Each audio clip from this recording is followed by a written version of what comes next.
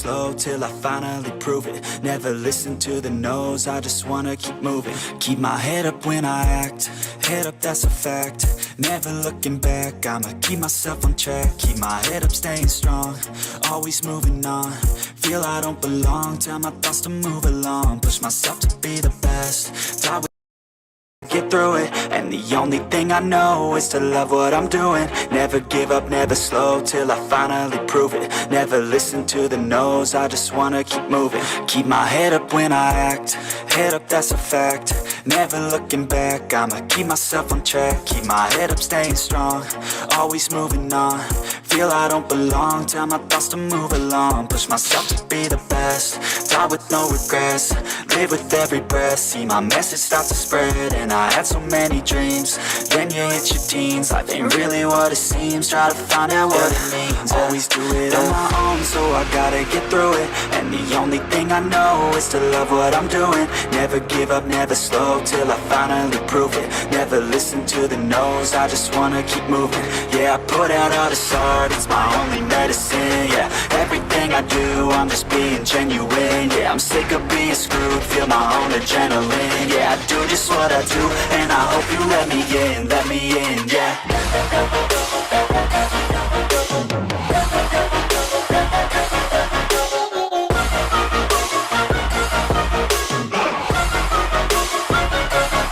I'm grateful, oh yeah, able, oh yeah, I'm stable, oh yeah, no label, oh yeah, you know me, I have only a path, I'm lonely, but damn, I'm going to I don't want no fake love, I want the real stuff. Everybody listen up, cause I'll only say it once. I'm gonna show you all the path, if you want it bad. I'm gonna show you where it's at, yeah, how you can get it back. Yeah, cause I ain't never done, I'll be number one. Can Testosterone be a viable middle ground? It can, actually. What's up, everybody? Let's answer this question just to start it off that just came through. Yeah, I think this is, like, it's not a bad idea, right? I mean, I like the notion of having a good baseline, stable testosterone level that, like, may just be good for you, man. If you need constant DHT conversion and constant estradiol conversion and constant testosterone, then, or constant, like, very high levels or constant pretty high levels, then yeah, this might be useful with then the peaks and the troughs of the prop, basically, in between. I think that's fine. I mean, I have guys that do well on Testosterone. I haven't tried it myself, have I? No, I've not tried anything really similar other than comparing or combining prop and cypionate, which maybe you would find somewhat similar. If you were running cypionate, like, I don't know, 200 milligrams a week, split up into 2 injections of 100 milligrams, and then you were running like 10 milligrams of prop a day, that'd probably give you something similar to that. So 270 a week total. Yeah, interesting.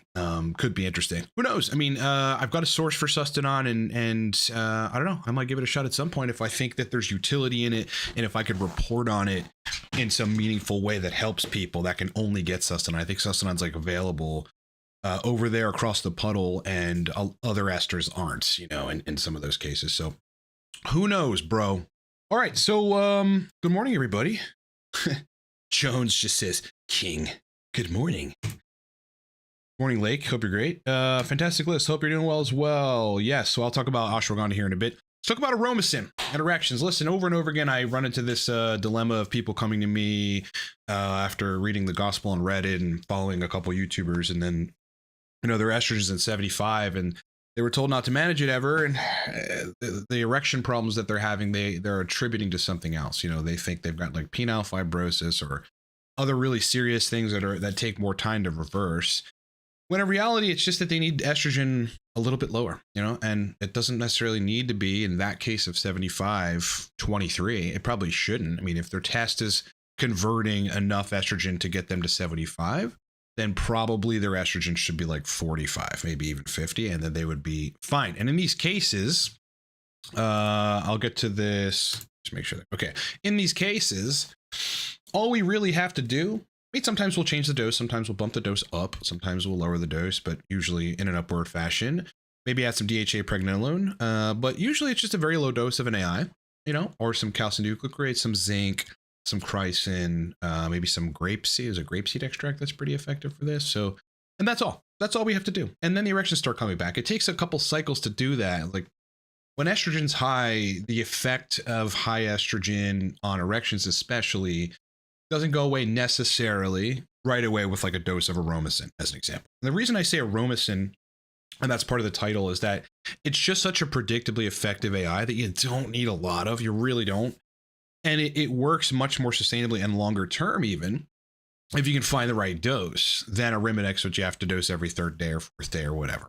It's just very awesome. Like I got guys on 6.25 once a week, 6.25 once every 10 days, a few 3.125 once a week, you know, and it's just perfect. Just keeps them right in their zone. That's really the secret to TRT besides the ancillaries. You know, if you can keep your estrogen in your sweet zone, which mean, you know, again, 25 to 40 if your regular TRT dose is. Some of those individuals, though, are going to have to go to like 45, 55 cycle level territory. Yeah, you're probably looking at 45 to like 65. If you can tolerate that, those higher levels, you'll probably feel better. And that's the bottom line. You know, once you can get people in their zone, and unfortunately that window is kind of small. Yeah, it really is all about finding the estrogen control or the dose. You know, okay, you could lower your dose to get that estrogen sweet spot. And Aromasin is pretty epic for that and bringing people's erections right back. I mean, right back. Let's talk about test cream cycle. So I've been being asked recently about what I'm doing with my testosterone cycle. And the answer is now I've cycled down to the equivalent of 420 milligrams a week of test cream. It's just 6 pumps a day. So it's effectively 60 milligrams a day of testosterone. And, you know, I probably like it a little bit better even than running slightly higher doses of testosterone and enthate. You know, I get more of a peak in the morning. I get more of an energy kind of centered outcome in the morning, and I truly enjoy that. I also like troughing. You know, I like troughing for hematocrit's sake. I just kind of generally like to trough at nighttime. Maybe I'm a little more tired. I don't sleep any better. I slept great on 500 of enthate, but I mean, I just physiologically and in terms of health, I think it's good to trough. I really do think it's good to trough. The other thing about running even high doses of fast acting stuff is that I need less HCG than high doses of long acting stuff. Yeah, it's like the testicles really never sit high or atrophy or any of that when I'm running cream or prop, as long as I have HCG in the picture. Whereas if I high dose anything, even with HCG, the testicles do atrophy, like to an extent. And then you got to dose more HCG, and it's just this thing. So anyway, I've gone back down to 420 a week, just using a cream. I gather that I will be pretty close to as anabolic as I was at 525 of enanthate. Maybe even more so at certain times in the day, because cream goes like this. Yeah, I'm not too concerned about losing size, although we'll see. You know, we'll see. I ran 3.5 months basically on 500 a week for the most part, and gained a lot of strength in the gym and put on some size. Was my first cycle, so we'll see. I'll obviously run another one moving forward, and I'm kind of still on one. So lastly, yeah, still dosing exogenous DHT, and it's been fucking awesome. The confidence boost from taking it is like insane. It's just like Proviron, man. The sexual boost from taking it is also insane. Maybe better than Proviron in terms of sexual function. Yeah, for sure. I mean, the climaxes especially are so powerful. They build up and they're just earth shattering. They like shake your whole body. It's fucking nuts. That's DHT for you guys. DHT, honestly, on the climax system, very, very powerful agent. Very powerful agent. All right. Okay, let's get to some questions. So Simon Stone. All right, let's talk about ashwagandha real quick. So how to cycle it to avoid demotivation. I mean, that really shouldn't happen unless you're taking too much of it and it just quells your cortisol too much. That's really what I think happens in these cases. Your cortisol just gets way too low and you just feel like you don't have any motivation at all. I used to dose it before bed to sleep more soundly. These days I sleep just as sound as maybe I did when I dosed ashwagandha, so it's not like a thing for me anymore. I haven't dosed it in a long time and I haven't needed to dose it. I would dose it if I had a stint of anxiety that I needed to try to quell, then I would do that. But demotivation would probably happen as a result of squashing your cortisol, which you don't want to do. You know, low cortisol feels fucking terrible. I had documented low cortisol back in the day when I had a number of things that were going on, largely induced by not eating carbs, among other things. And it's not fun. It's not fun. So just be careful with that stuff. Simon Stone, does the PFS crowd who struggle with estrogen related issues on tier 2 usually require both DHT to not both, but I mean, DHT is more restorative. So what you want to do with DHT is restore intrapenile blood flow dynamics and optimize this endothelium. That's what you want to do with blood vessels. That's really the target of it, and it does so quicker than testosterone. Like, you can be on high dose tests and you might not get resolution for 4 years. But with DHT itself, like that 4 year, what would have been 4 years from just your own DHT conversion from tests, which may be subpar and you'd have to run high doses, might take a few months, 6 months, might take 6 months rather than 4 years. So it's just useful to have in those protocols. Also, though, DHT helps across the board the cognitive symptoms. So some PFS people have no cognitive symptoms or anxiety or whatever. They just have erection issues and their libido is gone. And their climax and all that stuff is terrible and muted. And for the people that have the mental issues in addition to sexual issues, DHT is almost immediately helpful. Like I've said in the beginning, and like I've been talking about regarding DHT, Proviron to an extent, like how it just makes you feel very confident and cool. And it's a nootropic. Honestly, DHT is like, dude, it competes with the best nootropics like modafinil, honestly.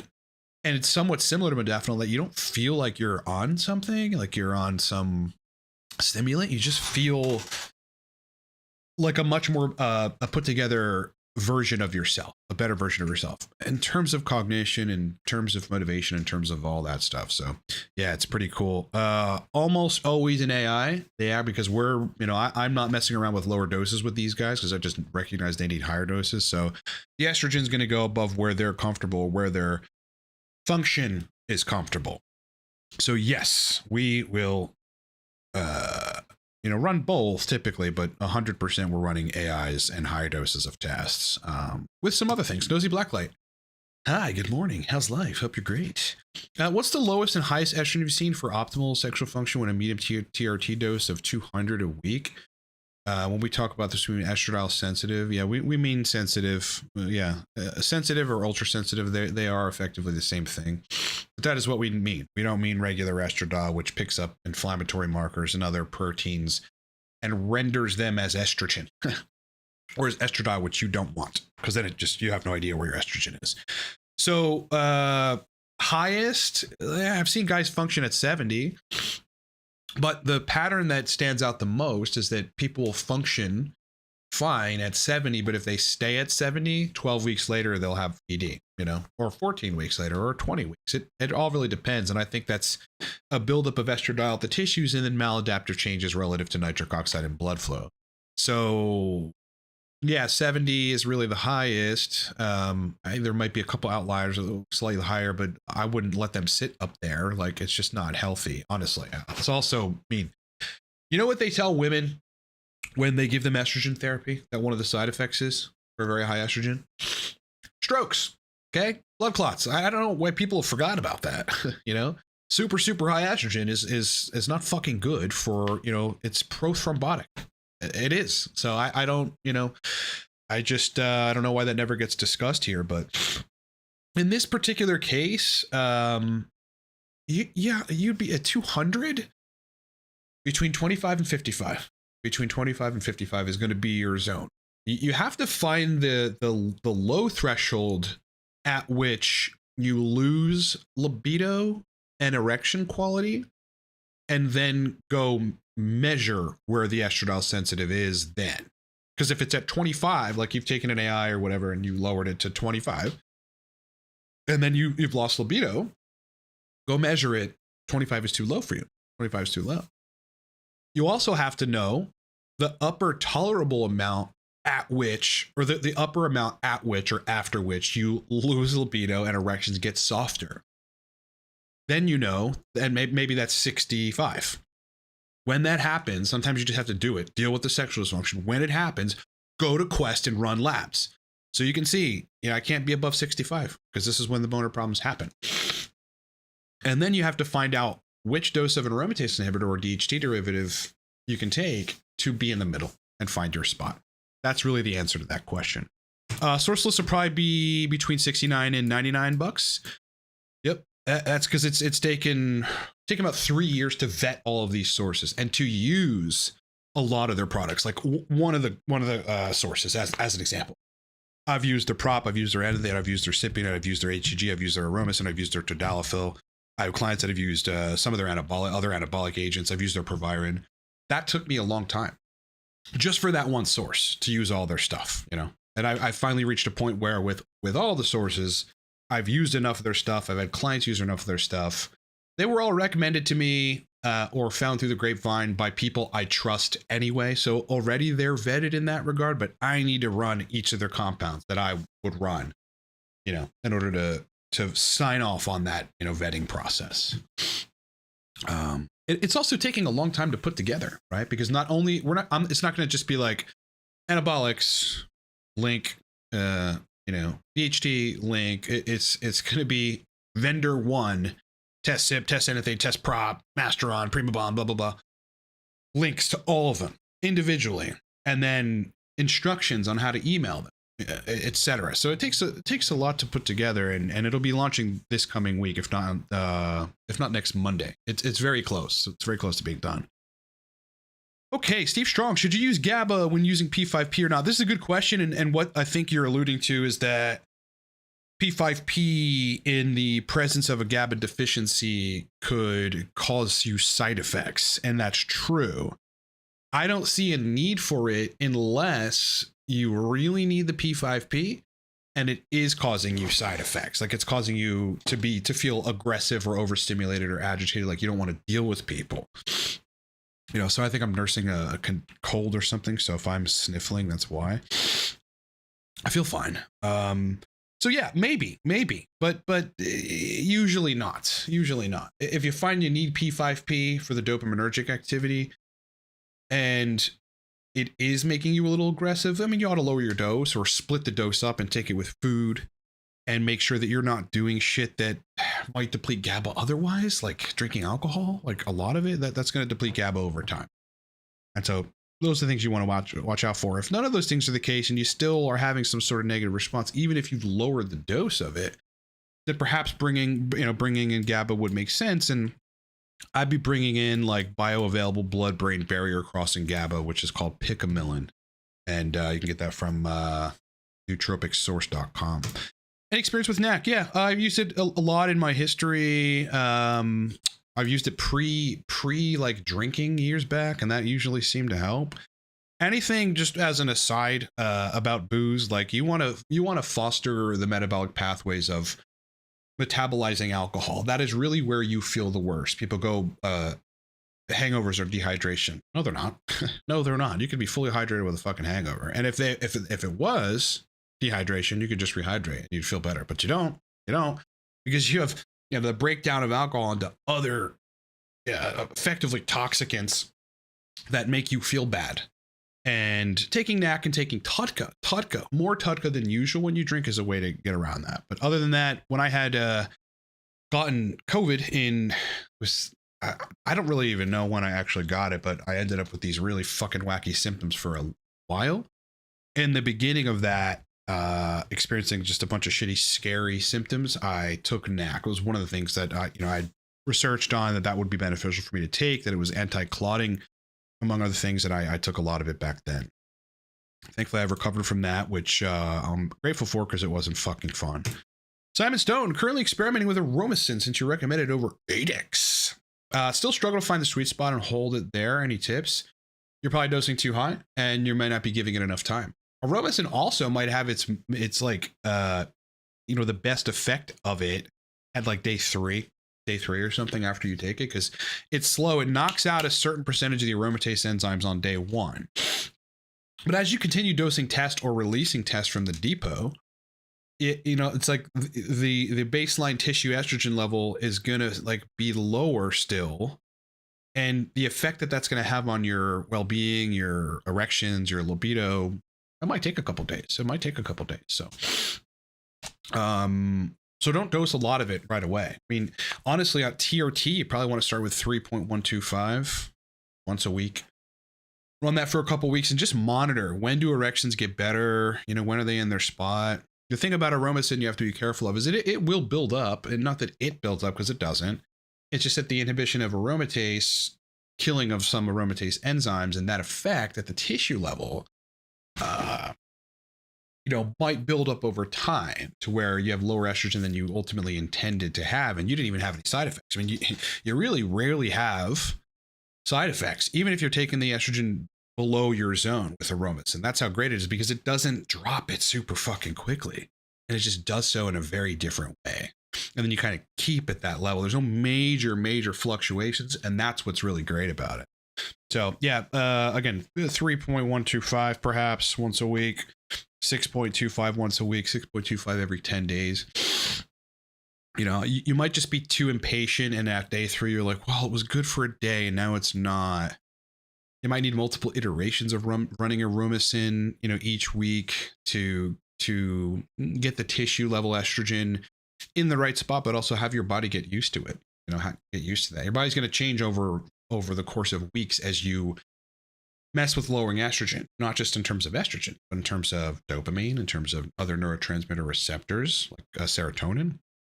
So it just takes time. Yeah, way more forgiving though. Corey got messed up by COVID. Yep, it can mess you up. Both things can. COVID and the what. Besides temperature, what causes the testicles to hang and contract? Higher estrogen will cause the testicles to basically contract upward, and higher estrogen does that, as well as atrophy of the testicles from TRT without using HCG. We'll do that. Yep. And then contracting is a matter of them functioning very good. Yeah. When they're functioning well, they hang low. That's just what they do. They hang low. Yeah, candida overgrowth is hard to prove, but it can't be good. I think a lot of other things are at play, and people just attribute it to candida overgrowth. You can't prove it, so make sure you prove it. No, oral DHT is not comparable to Primo. I repeat, oral DHT is not comparable to Primo. Primo lowers estrogen quicker. That's what I found in my cycle experience running some Primobolan is, and I didn't run a lot of it, but I ran enough to see that it worked for me in that regard, and it lowered estrogen quicker. DHT, you might get 5 points. It's really blocking some of the genetic expression of estrogen, and it might be competing like at the SHBG level with estrogen, where you can't send estrogen around to tissues. That's just a theory. Don't know, but no, not comparable at all. The drying out and that vascular dry look, DHT itself is actually better in my experience. I mean, there were times where I was experimenting with running higher doses and I just got like jacked looking quick, but it was because I was just leaner and my tissues were holding less water and they were more defined and the ARs were bound to more significantly. Primo though also is Primo's more like, well, you have that kind of dryish look, but you're muscular too, like you put on more mess. Primo's great if it doesn't crush your estrogen, man, and fuck with your libido, but it's notoriously known to do that if it takes the estrogen down too low. So big differences. Jammer, do we know how PT141 induces erections? Yeah, through dopaminergic pathway in the hypothalamus. That's the answer. Yep. Yeah, because that's what the melanocortin receptors do when they're agonized. In this case, is they release hypothalamic dopamine. That's what they do. So you're probably lowering prolactin. You're inducing the pro-erectile pathway via dopamine receptor activation, and you're also inducing the brain arousal cascades via having more dopamine. That's the answer to this. I've looked it up, and it was hard to find. You had to go and study the melanocortin receptors to understand that what PT141 was doing was just releasing hypothalamic dopamine. Yep. That's why the number one side effect is nausea. And the number one side effect of a lot of dopamine at once is nausea.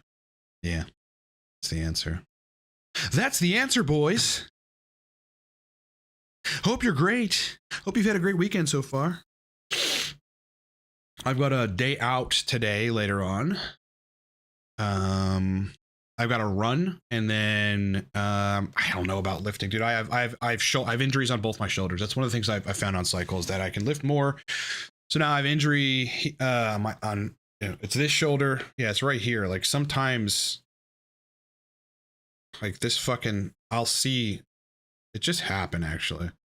It'll spasm. Like right in here. It fucking spasms. Something is up here. I had to look at the physiology so I forget exactly what it is. And then also my rear delt on both sides, but more my left side, my rear delt is hurt. So I might not be lifting weights today. I might have to give it like 3 or 4 days. I'm not sure. I got to figure that out. All right. Jay Brody, can 0.25 milligrams cabergoline weekly replace your 200 milligrams P5P? Are they working in different ways? Well, they're serving a similar purpose. You know, in giving you some D2 receptor activation in the hypothalamus, pituitary, where it matters, acting like dopamine. And CAB doesn't really shut down your internal dopamine. They kind of work together. But they have been compared in the medical journals for lowering prolactin, and P5P is pretty comparable in high doses, high enough doses to where it might give you side effects. The major difference is, though, is that first of all, P5P should be dosed daily. Cabergoline sits at the D2 receptor for 60 hours. So big difference, meaning half-life of 60 hours versus, I don't know, less than a day for P5P. Secondarily, though, cabergoline is a serotonin 5-HT2C antagonist. It's one of the obscure 5-HT2 receptors. And that's where, with a cumulative dose of 300 milligrams, it could be not good for your heart. Right, which would take you a very long time to reach. I've broken that down before. So huge difference in that regard. P5P is not a serotonin receptor antagonist like CAB is. So big difference there. It's not that they're the same thing. No. You have to think about these situations and go, okay, well, what does each compound do? What are all the mechanisms of each compound? So then you can tell, okay, this might generally, just at first glimpse, look like it's similar, but it's actually totally different because it does a bunch of different things. NAD plus didn't do a whole lot for me personally. Not saying it won't do stuff for other people. Maybe I didn't really need what it would do. Yeah. Brian Pulley just jumped on, had his first visit yesterday with a urologist to get on TRT, 52 with total of 274 and free of 9.2. Dude said I was probably just depressed. Yeah, you know, I don't know what to say about those kinds of doctors. I just don't know what to say about them. But, you know, some of them are just incompetent. Some of them are ignorant in that they haven't seen the dramatic benefit of TRT to depression, to anxiety, to people's mood, and to sexual function, obviously, and to strength and energy, to basically everything. And people think like, you know, that TRT won't revitalize their health and their life. You're crazy. It will. But maybe this guy just hasn't seen that. But alternatively, yes, of course, he's going to shift toward depression. Maybe this is just a theory, so I can't like confidently say this, but maybe they end up making more money by prescribing you Zoloft. So yeah, that's the answer. It's stupid. And within the medical establishment, like from their perspective, like those, you know, antidepressant drugs are like safer than testosterone, which is fucking backwards. Actually, fucking backwards.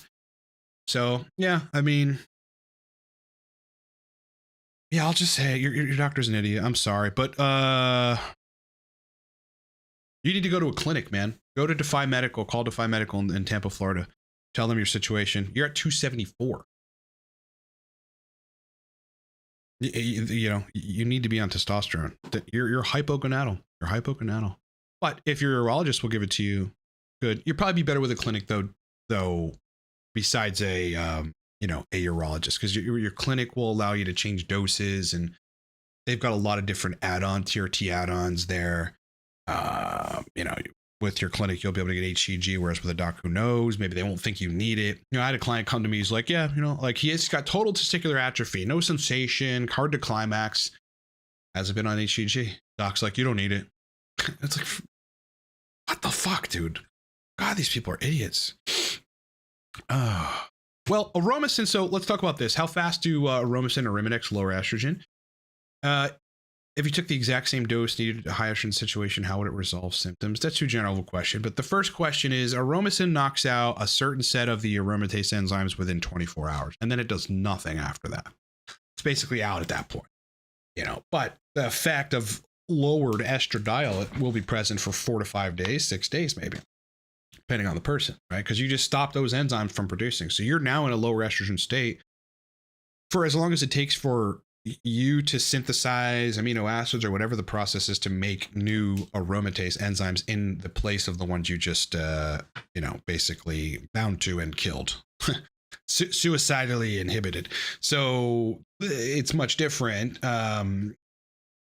In terms of the estrogen lowering effects, most of it happens in the first day with Aromasin, but then it gets to stay there and your body kind of gets to get used to that. So it's almost as if it's doing it slowly, ongoingly.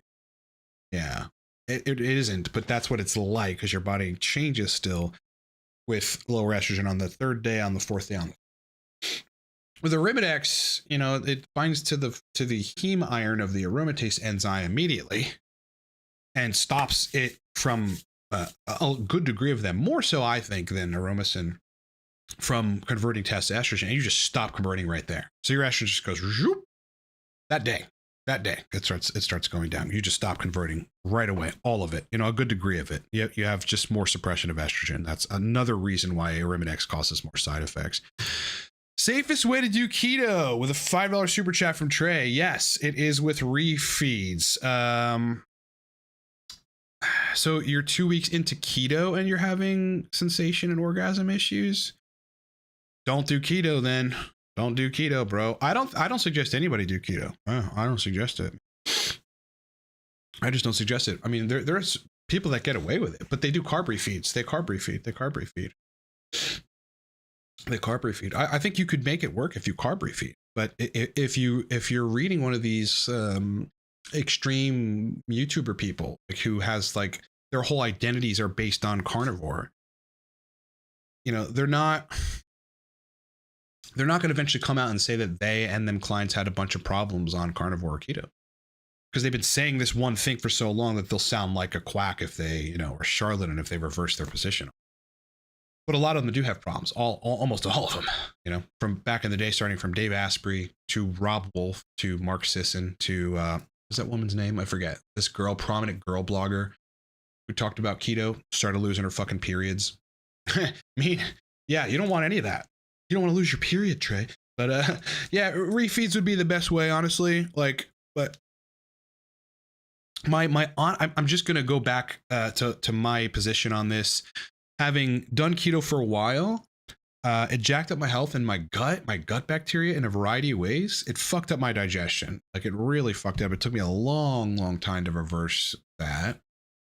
And then studying all the proponents of keto carnivore, for some degree of time being on their side, but then playing devil's advocate and like stepping back and realizing so much of what people say about keto carnivore is repeated nonsense. It's just repeated shit. And it's stuff that actually makes no sense. Like, there's no such thing as an essential carbohydrate.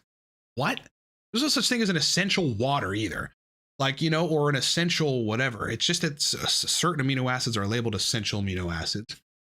Carbohydrates are fucking essential. I think that biology just goes, that's a given.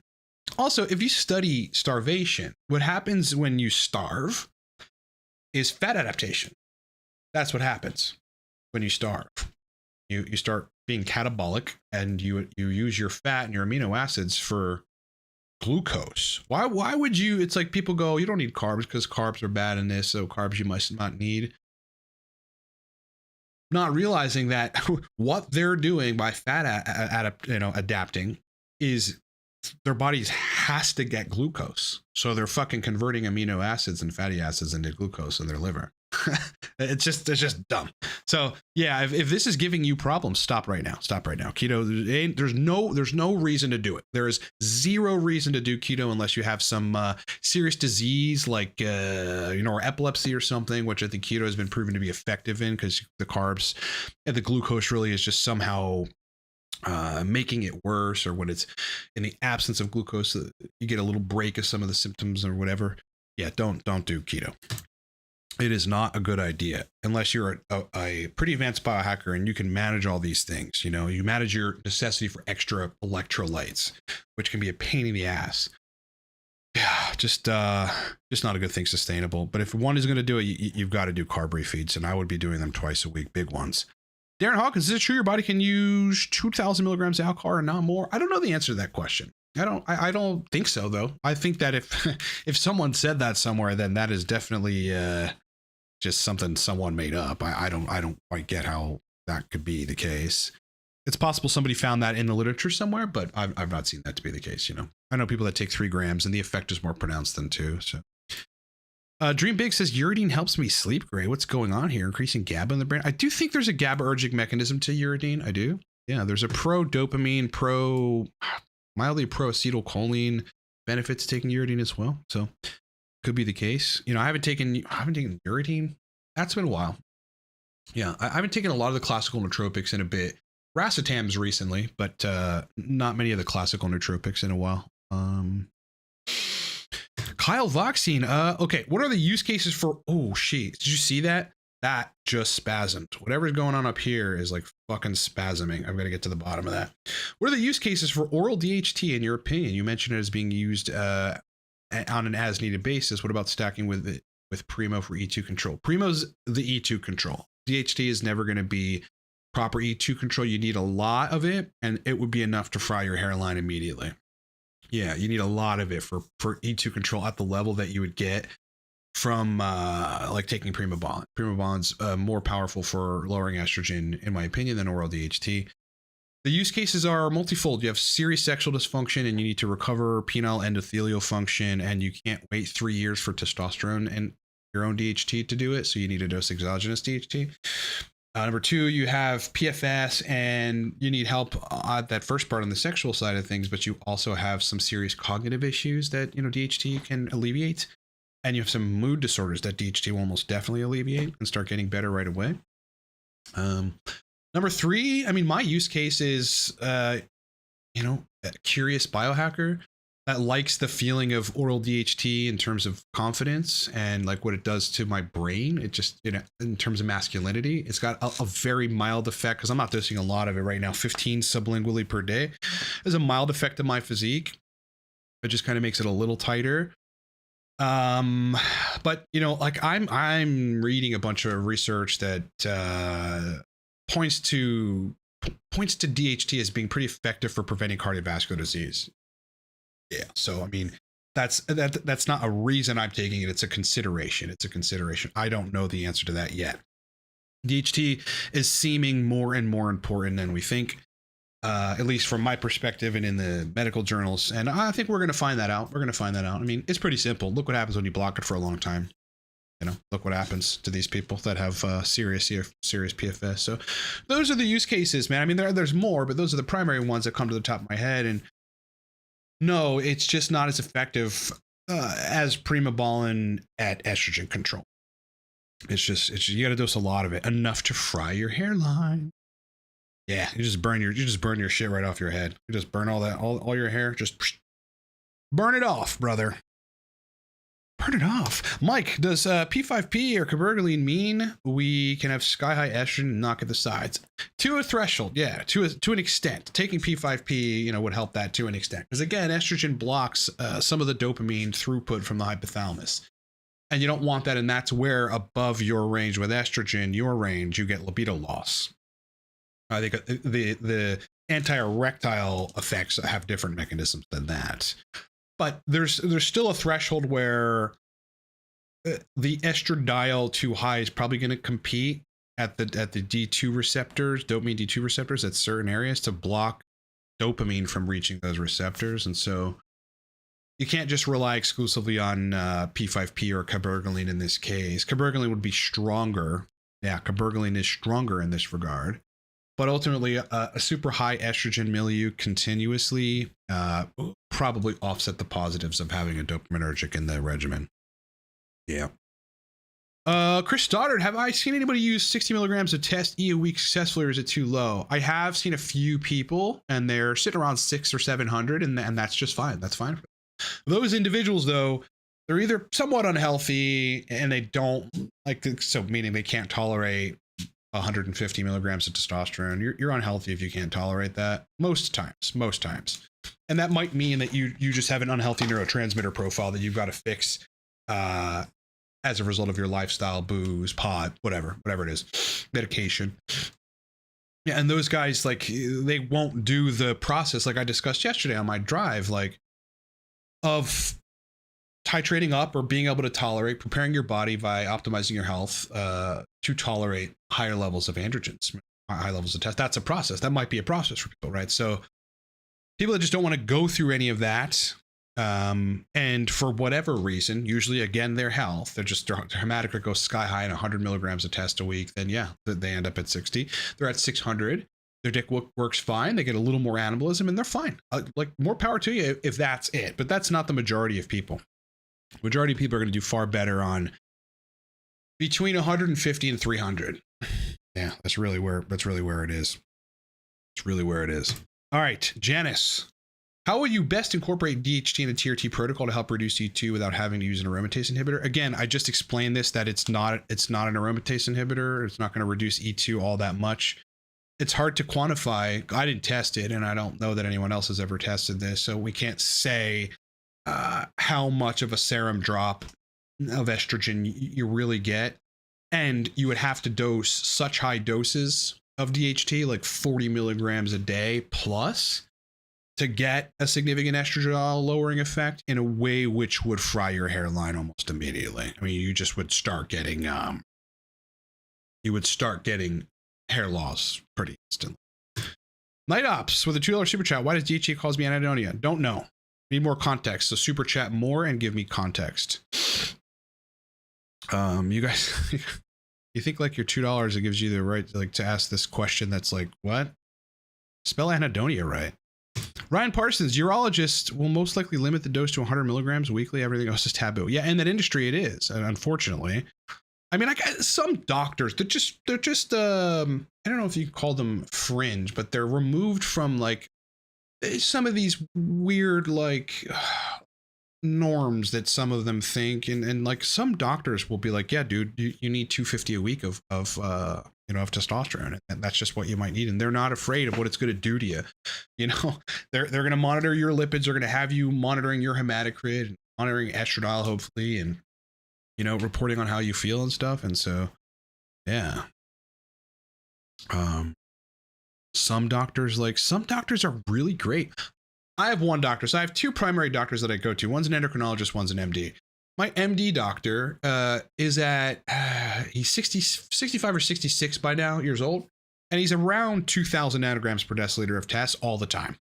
All the time. He's got subcutaneous pellets implanted every 2 months or 3 months or whatever. And his levels are at 2,000 for most of that duration. So he is he's fucking cool. He understands you can tolerate higher doses and things aren't going to go crazy as long as you're managing your health and whatever. So, it all depends on the doctor.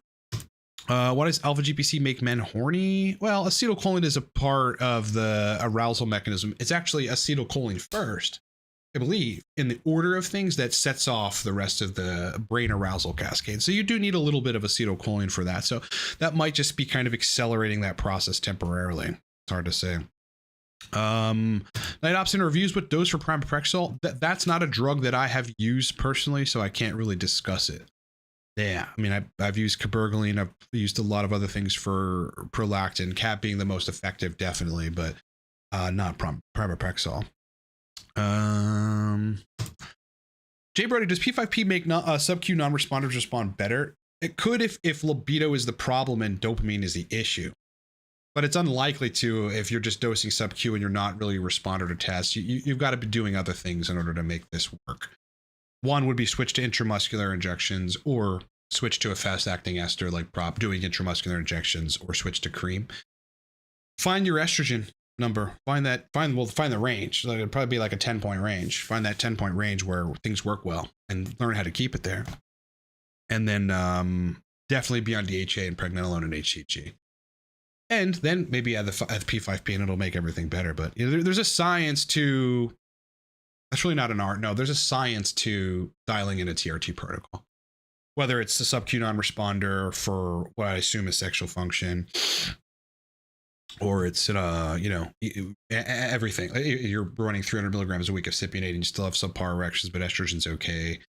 You know, there's science to everything. In that case, it would be penile rehab and PD5 inhibitors. So keto tank my thyroid and SHBG. Yeah, that's another thing it will do, is mess with your sex hormone binding globulin.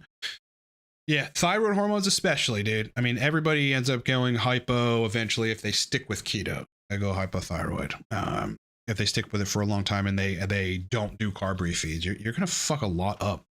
Not the least of which is your gram-positive gut bacteria, which require carbohydrates to thrive and keep a check. They keep a very tight balance over the rest of specifically the gram-negative species in your guts. They can't do that if they have no food. They have no food. Then the gram-negative ones are going to grow out of control. And that kind of shit right there, that kind of shit takes years to recover from. Years. You might need a fucking fecal transplant to recover from that. This is why I tell people, don't do it. Don't do it. Thanks for input, though. Mike's semaglutide, tirzepatide can lower impulsive behavior and libido. How do we fix this side effects? My honest answer, and I hope this doesn't make me sound like a dick, would be don't take it. You don't need a weight loss peptide to lose weight. You need high testosterone levels and a good exercise routine and a good dietary regimen. That's what you need. I don't know the mechanism of how this is happening, but it can't be good. I mean, you know, if it's messing with, first of all, you're going to be eating a lot less because your appetite is less significant. So that alone can reduce libido, probably via less dopamine. I mean, I don't know the mechanism for that, but I don't think the body is very primed for sex when it's in somewhat starvation mode, you know, and it's catabolic. You need to have your test high and you need to have your diet very straight, which is like largely just eating real foods, carbs, protein, vegetables, all of it. But not going substantially over in calories, having days where you go under, lifting weights, doing cardio. Those are the things that have to happen. Alex is saying 0.25, 1 a week of 8x made me feel awful on low mood when Aromasin worked better. Yeah, so in this case, yes, probably. Because again, the Arimidex comes in and binds to the aromatase enzyme, stops it from converting test to estrogen right away in a more significant manner and quicker than Aromasin does. Aromasin works differently also. That's just something to consider. So then for 2.5 or 3 straight days, you just make no estrogen. You make none. All right. And then as you're clearing estrogen, because your body metabolizes estradiol out of your system. As you're clearing it, but you're not making any of it, and a lot of it dropped really quick. This is when the tissues get depleted of estrogen and you have joint pain, you've got fucking like a lack of serotonin receptor binding, or you know, you don't have any brain aromatization, so you're gonna fucking feel terrible. That's why that drug is inferior compared to Aromasin. The Aromasin, again, first 24 hours it kills a certain set of aromatase enzymes, and then your body kind of just stays at that lower estrogen state for 4 to 5 days. And if you dose it appropriately, you're only lowering estrogen total serum and total tissue a little bit if you dose it appropriately. And then your body is like, there's not even adjustment because you're not fluctuating it all that much. You take Arimidex and shit goes like this, especially as you filter out and you metabolize already existing estradiol out. You're not making any more, and then you're metabolizing estradiol out.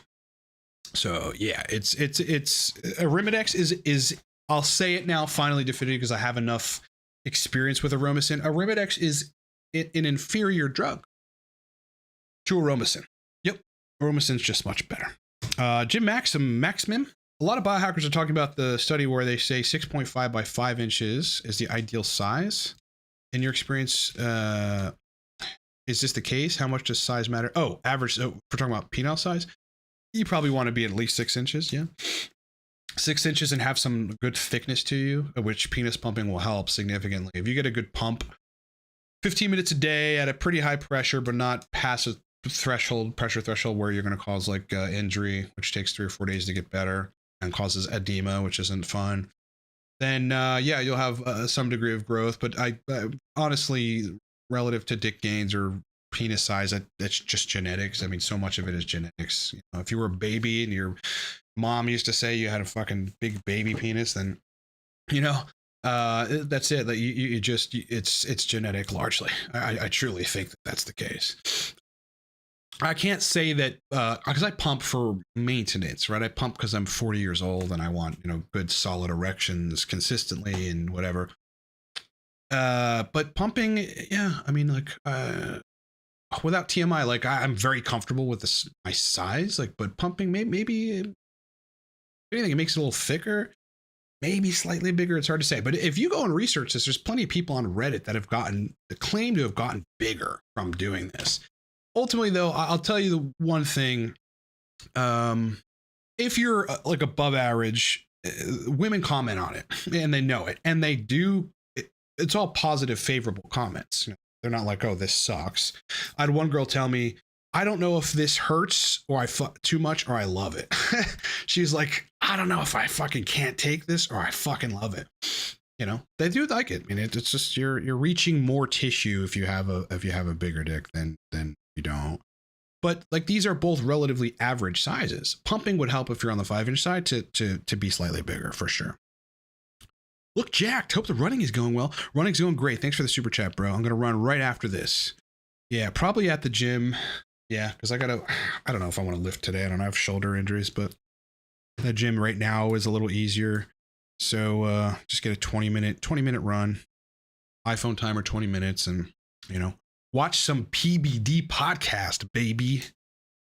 You guys looking at the polls lately?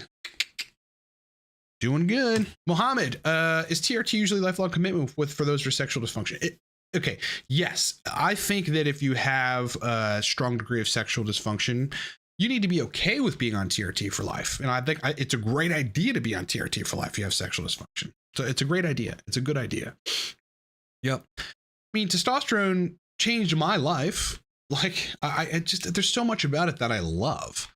I'm 40, I have the energy of a 20-year-old. Like, the higher the dose I go, so long as I'm controlling estrogen, sexual performance is better.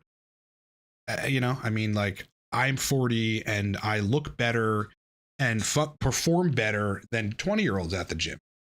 20-year-old guys like that, have this, like, have fucking fake confidence because they're 20 and like look pretty muscular or whatever. Like, when I have a pump, like, you can't really even see my body now. Like, you can't even really tell. But I look better than all those fucking guys. This is my physique basically right now. I look better than all those guys. Now, that's not TRT. That's a cycle, but it's testosterone nonetheless. I would be okay with, I would want to, if I were you, be on testosterone for the rest of your life. But yes, in this context, it does make sense. And that's okay. It's okay. You're going to have to be on food the rest of your life, right? You're going to have to be on water for the rest of your life. You're going to have to be on B vitamins the rest of your life. You'll have to be on amino acids the rest of your life. You'll have to be on essential fatty acids the rest of your life. These are things you get from food, right? But you need them. You need them. You also need tests for the rest of your life, regardless. So yeah, don't think of it like some negative thing. It's actually a really positive thing. No experience with that herb. Somebody said, quit porn. Okay, let's talk about this though. Porn addiction doesn't cause low libido. So this is a myth. You need to find the hormone-based reason for this. The web has done everybody in this case an injustice by saying that porn, watching other people do sexual acts, gives you low libido. It doesn't. There's no mechanism by which porn lowers the output of dopamine in your brain. Find me in the literature. Find it. I bet you won't be able to find it. That it modifies hypothalamic dopamine release, that it modifies dopamine receptors. Find it. The reason porn causes sexual dysfunction is because people masturbate, release excess prolactin continuously, that through a negative feedback loop inhibits their luteinizing hormone, and the Leydig cells make less testosterone as a result. That's why. So you got to get to the bottom of your hormones. And when you do, this issue will be resolved. Ryan Parsons, you mentioned Test Prop. Has that ship officially sailed in regards to running it? As far as I can tell, they discontinued it, and Power Pharmacy did, or at least Defy Medical did, discontinue the use of it. But one of our counterparts here, a guy that comes to the chat, says that he talked to somebody there who said, maybe it's just we're out of stock. But it didn't sound like, it sounded like the person he was speaking to was being wishy-washy about it. So I don't know if she actually knew. far as I can tell right now, it's discontinued. It may come back in stock. I don't see a good reason to not have prop. God, there goes that shoulder thing again. I don't see a good reason to not have prop in their fleet of products. It's very popular via this channel, and people really love prop. You know, but I mean, if you got a good UGL source, and the source list is coming out very soon, look forward to that. Make sure you're on the email list at livecortex.com to get notified of that. You know, I got 20 milliliters of prop recently from UGL just because of this, because I want to have prop. I want to make sure I have it. So that's what I would suggest you do as well. Mohammed, sometimes do I inject higher tests when traveling? There have been a few times where I've had a pin a milliliter of testipinate because it was easy. And I just didn't want to bring prop at the time with me and deal with all that shit. And I was kind of in a rush to go. So I just pinned an entire milliliter and was fine. But largely, I like to control my protocol, pretty granularly. And you can't really do that with a 1 milliliter injection of SIP unless that works for you and you figured out the estrogen control and the ancillary doses of whatever that you need for that. So I would much prefer bringing, in this case, cream with me and HCG and all this other stuff. So yeah, it could be convenient, but not optimal. So largely I bring everything with me. Yep. The cream, the whole nine. Yeah. At what age do I think it's appropriate to? This is a good question, because if you're like 18, it might not be useful unless you have very serious sexual dysfunction. I think after the age of 21, you're a full-blown adult. You can now legally drink alcohol. You can legally buy cigarettes if you want. You can legally buy vape pens. I think at that point, you should be able to determine what you want to do with your body. Yep. Because at that point, and far prior to that, people are smoking pot, drinking, doing all kinds of shit, probably more recreational drugs than that. But yet it's somehow taboo to like mess with testosterone. The fuck out of here. You're a man. And by the time you're 30, if you don't, it's like if you do nothing, by the time you're 30, your test is going to start going down. And maybe even before that. So, best way to increase bifidobacterium, gut bacteria would be, to consume human milk oligosaccharides, which you can get in baby formula. That's really the only way that you can get that in a way which I think is delivered the right way, because it's delivered with a bunch of other nutrients that help colonize bifido. Yep. It would be baby formula, unfortunately, or breast milk. That's the honest biohacker answer. Breast milk would be the best way to increase bifido, because all the bifido species like longum, BB536, and any other bifido strain that you can get your hands on, they're probably going to be transient. I don't see a way to ensure that they colonize. So you would probably have to drink baby formula or breast milk, which if that's what you have to do, then that's what you have to do. Yeah. Best nootropic stack with modafinil will probably be torque. Yeah. I mean, this way you're not putting excess choline into the system. It's a very well balanced stack. You probably find you don't even need modafinil if you just take torque.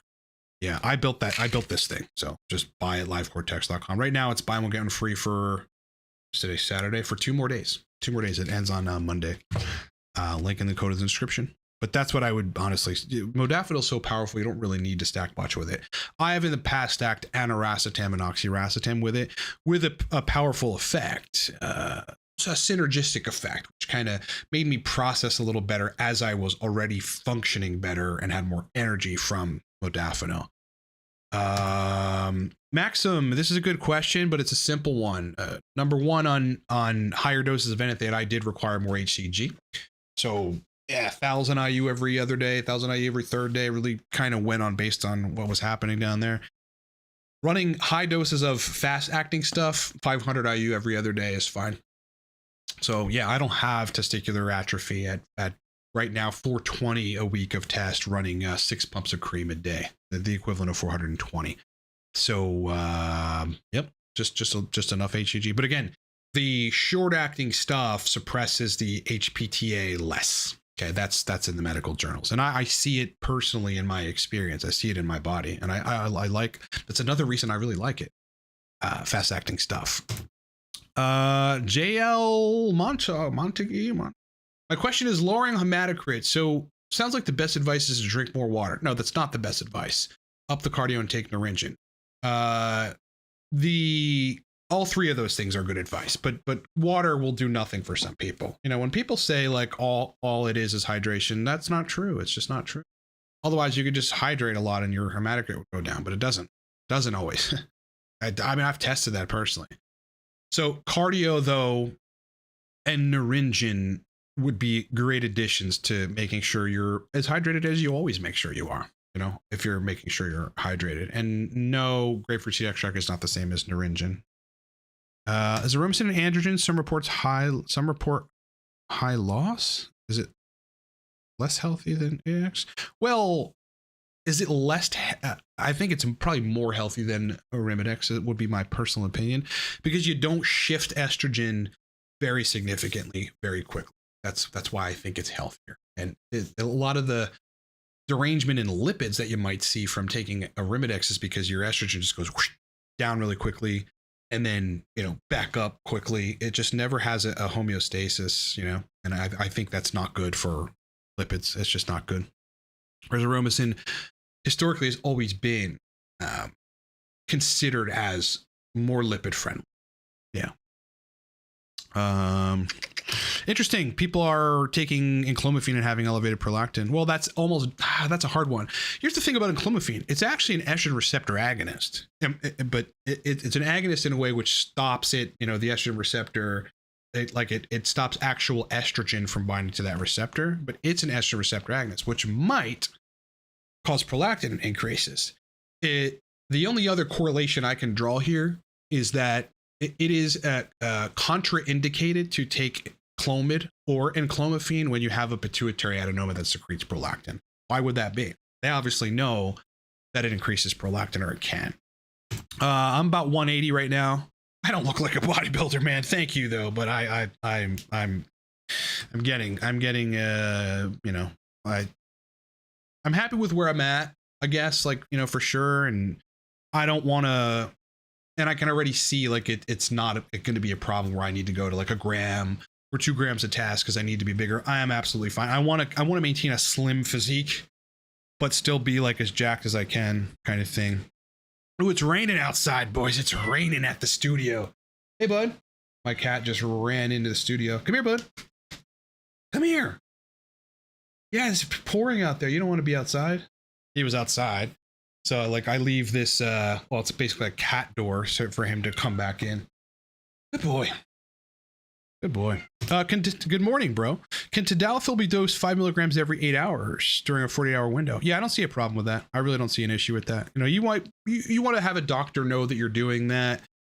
And specifically, you want to monitor your blood pressure and see if it goes too low. It likely won't, you know, it likely won't. I have historically low blood pressure because of being a runner, like lower blood pressure. And there were times where I ran 10 milligrams a day and it moved it down a little bit, but not to the point where it got me dizzy or had any kind of negative side effects or anything. So, though you're running 15 milligrams in 24 hours at this point.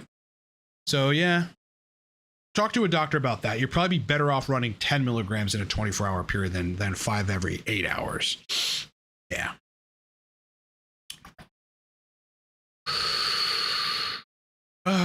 When would you consider moving your dose of Nupep from 5 to 10 milligrams? I think you'd be better off moving to 7 first. Yeah, I mean, just if it isn't as potent as you need it to be. But if it's giving you good results and no side effects, but you feel like you could go further on results, then move it to 10 milligrams. But move it to 7s first if you can. I've not worked with anyone with Peyronie's disease. I do know what it is, and I don't know drugs that will reduce plaque and fibrosis, but I do know you need to oxygenate the tissues as much as possible, which you can do with a pump. Yeah, a good vacuum erectile device pump. There are medical grade ones for like 225, 250 that you should probably get. Actual medical grade ones, you know, they're very effective. But also 10 milligrams a day tadalafil, and you might want to look at I don't know the actual nomenclature name for this, but it's there's a device called the Phoenix, and there are other like homemade devices which are effectively, is it low level? God, what the fuck is it? I forget what it is, but it's basically like a device that you can break up plaques and fibrosis in the penis by using. It's like just very low level. God, for some reason my brain is failing me. I haven't talked about the Phoenix in a while. What's it called again? Phoenix.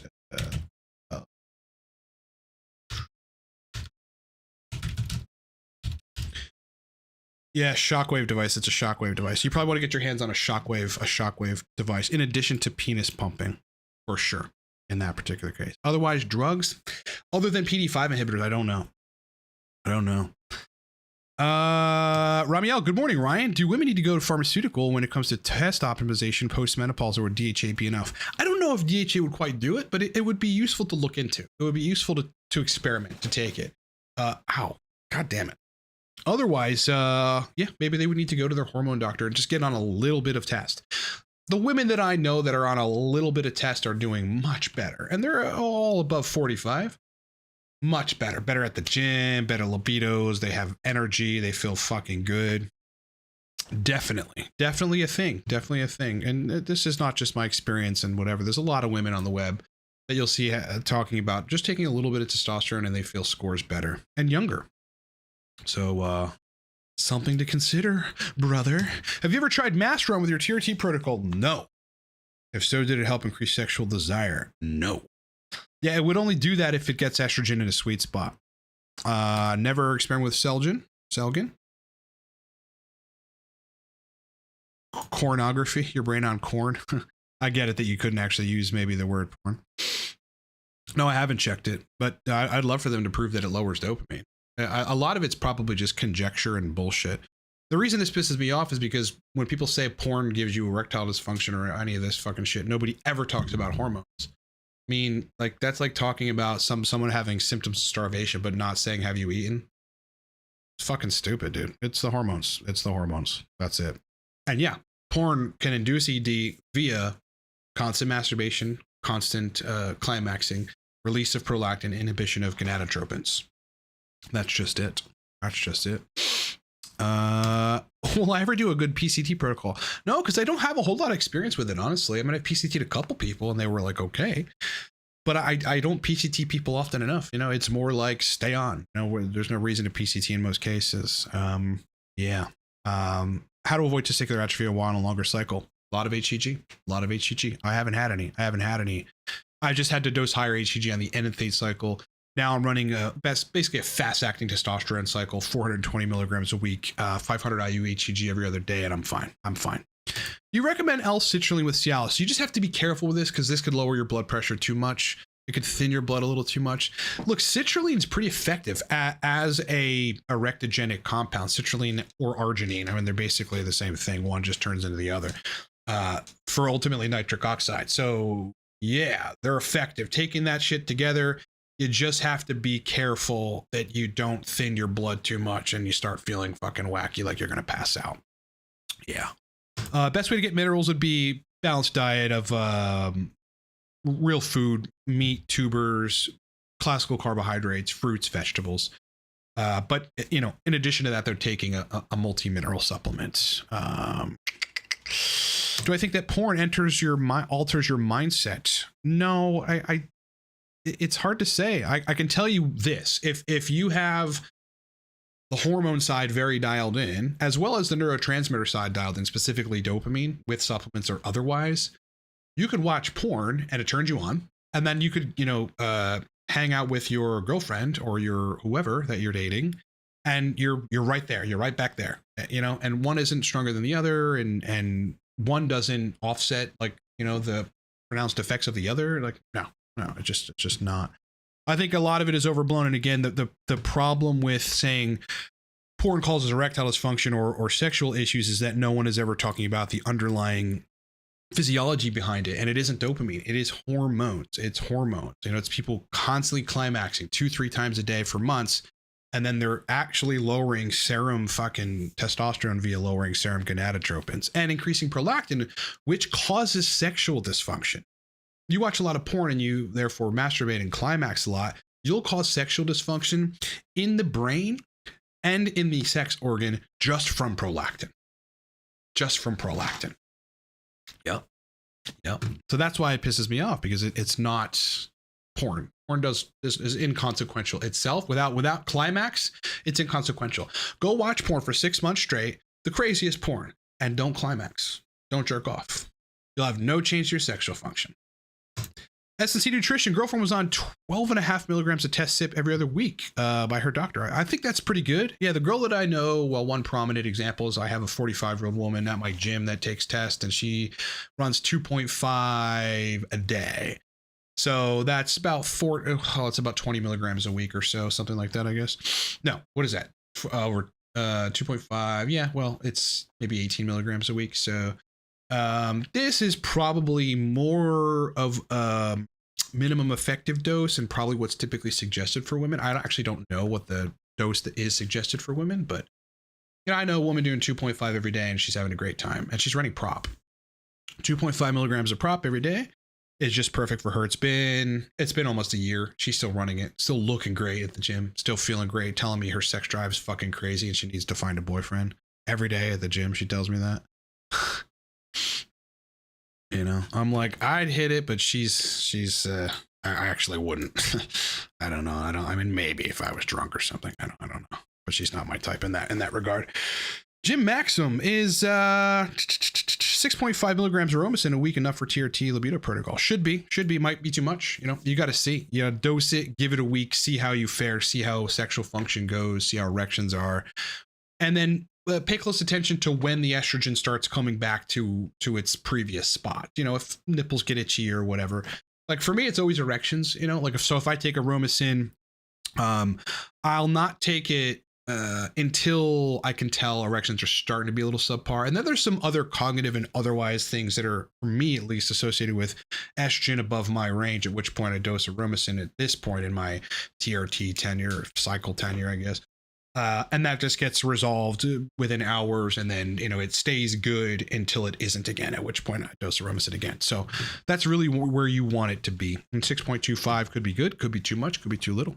All depends on people's aromatization dynamics, my friend. I know some people where they got to take 25 every other day on TRT doses. That would crash my estrogen. It would do it in about 6 days. 25 every other day would crash my estrogen in 6 days on a cycle. So have to be careful. All right, boys, I'm gonna end the stream. I got some stuff that I've got to tend to. Great fucking questions. Much more content coming this week. So sit back, strap in, grab your popcorn, get ready. Love content likely Monday, Wednesday, another live stream on Saturday, maybe sometime during the week in the evening. So always have notifications on and always be paying attention to when YouTube is trying to tell you that we're doing something. Look forward to the source list. If you want to know about it, go to livecortex.com, sign up for the email list. You'll get a nootropics guide. If you don't care about nootropics, fine. You'll at least be on the list. And I will email you when it's completed. It is comprehensive. It's not just like vendor, goodbye at the end, because that's like, what's that worth? I mean, it's worth something, right? But it's got like vendor, name of vendor, history of vendor. And then it's got SIP, Enothate, Masteron, Primo, everything for that vendor. How to communicate with that vendor. You got to communicate with these people in particular ways. Otherwise, you'll get ignored. So it's going to be awesome, worth the money, and coming out soon. Look forward to that. Otherwise, boys, it's been epic hanging out with you. Okay. Have a great rest of your weekend. And I'll chat with you soon.